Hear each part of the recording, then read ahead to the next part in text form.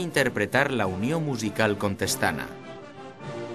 Després d'un any de tranquil·litat, l'any 1990, els asturianos van haver de tornar a posar-se les piles per a enfrontar tota una bateria de càrrecs i celebracions.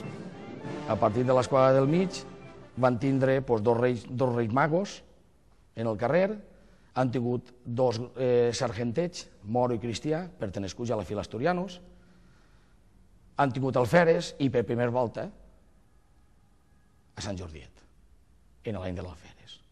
I després de l'any de l'alferes, lògicament, any de capità. El primer d'estos compromisos va ser la segona esquadra del mig de la història dels asturianos. Un desafiament que van superar amb una formació dissenyada per Jordi Sellers i realitzada en els tallers de Fermín Vélez. El desembre de 1991, Ismael Hilario, amb el recolzament i suport de la Filà, va col·laborar en la cavalcada dels mags com a rei Melchor, un paper que 3 anys més tard protagonitzaria Jaime Pérez com a rei Gaspar.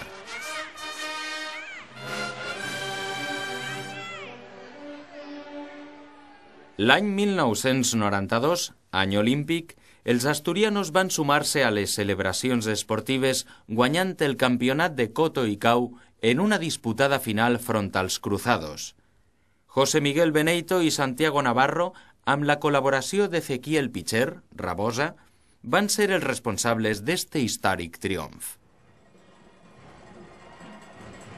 L'any 1996, els asturianos van assumir un nou any de càrrec, on l'entusiasme i il·lusió de tots els membres de la Filà va tornar a posar-se de manifest. Entre tots, amb Fermín Vélez Soriano com a cap visible, van oferir una encertada alferesia que va estar a l'alçada de la història dels asturianos.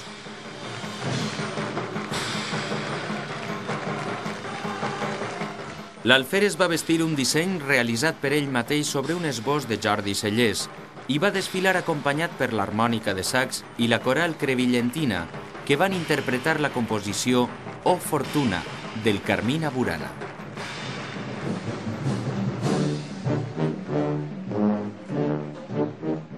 Igual d'espectacular va resultar l'esquadra especial de l'alferes inspirada en un disseny de Paco Aznar. Malgrat els cascos, que degut al seu pes, van provocar algun caltre mal de cap als integrants de la formació. Per si no hi havia prou amb l'alferesia, eixe mateix any els asturianos van tindre el primer Sant Jordiet en la història de la Filà. Francisco Talens Ferrandiz va ser l'encarregat d'obrir una nòmina que fins ara no ha tingut continuïtat. Francisco Talens no només va ser el primer Sant Jordiet dels asturianos, sinó que, a més, amb ell es va instaurar la visita que este personatge central de la festa fa a les monges de clausura del Sant Sepulcre.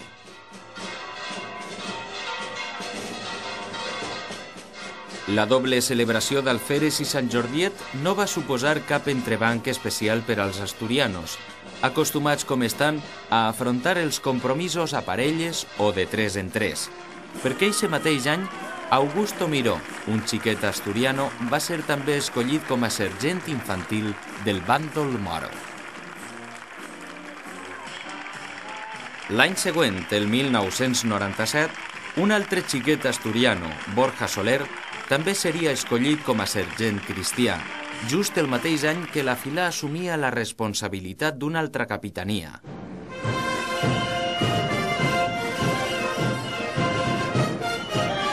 Federico Agulló Pericàs va ser el responsable de representar el 9è capità dels asturianos del segle XX i ho va fer acompanyat per la seva filla com a favorita, pel seu fill com a rodella i amb el recolzament de tota la Filà.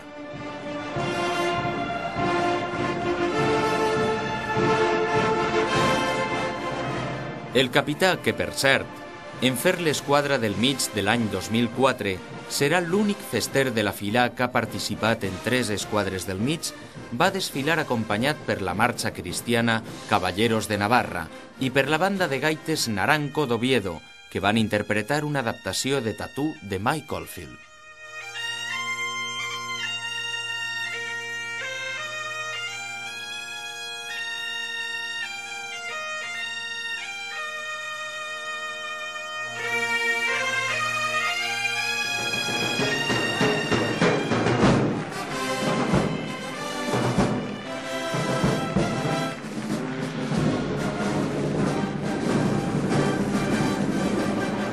Molt espectacular i guerrera va resultar l'esquadra especial, acompanyada també per un grup de gaiters, l'Estruendo, del centre asturià d'Alacant. Un grup que va agradar tant que des d'eixe any es va convertir en habitual en l'entrada cristiana, donant suport musical a l'esquadra oficial de l'entitat. En el disseny de l'esquadra especial, degut a l'enginy de Roberto Pérez, va destacar la capa de macramé realitzada pels alumnes del centre El Tapís. I parlant de disseny, eixe any es va incorporar un nou element al vestuari de l'esquadra oficial, la motxilla que ara porten a l'esquena els seus components.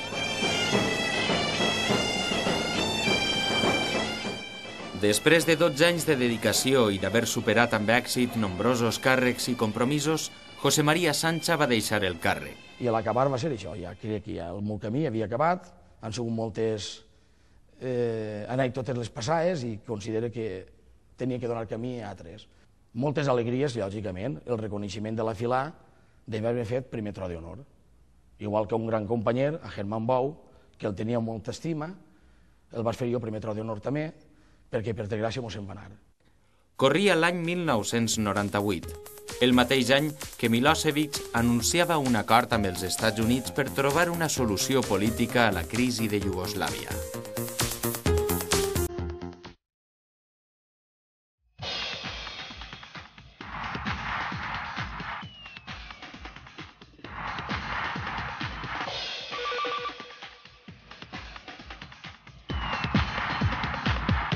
L'any 1997, Estats Units intentava convèncer els seus aliats europeus del perill que representava Saddam Hussein.